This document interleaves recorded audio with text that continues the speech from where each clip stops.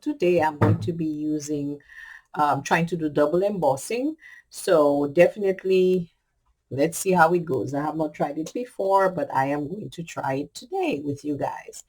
So before I begin, hi to my subscribers, both new and older subscribers. Thank you so much for your support and your patience with me.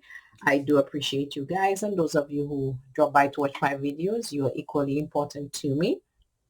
So if you enjoy this video, please give it a thumbs up, and of course subscribe to my YouTube channel so that it will help my channel grow. But if you do not decide to, I will continue anyway. So without further ado, let's go ahead and get started.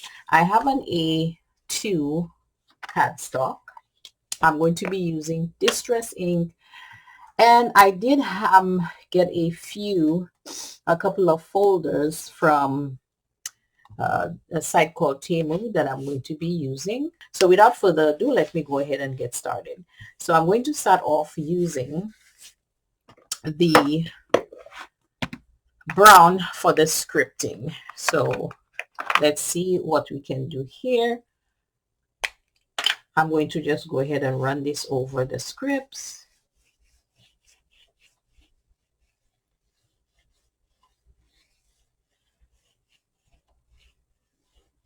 And I'll be using my Cuttlebug in order to get this done. So that's the first step.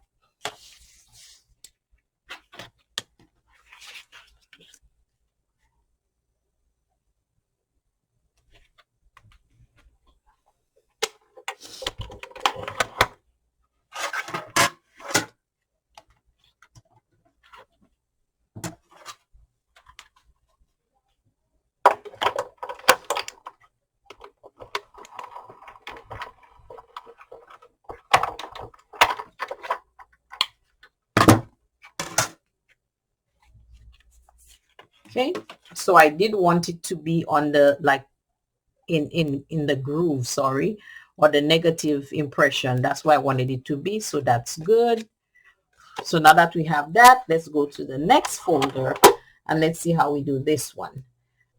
And this is an A2 embossing folder. Okay, so let's see how this will come out.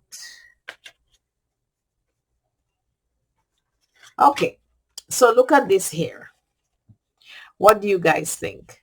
So I still have the embossing here, although I think it kind of flattened it a little bit, but I still have the writing in the back.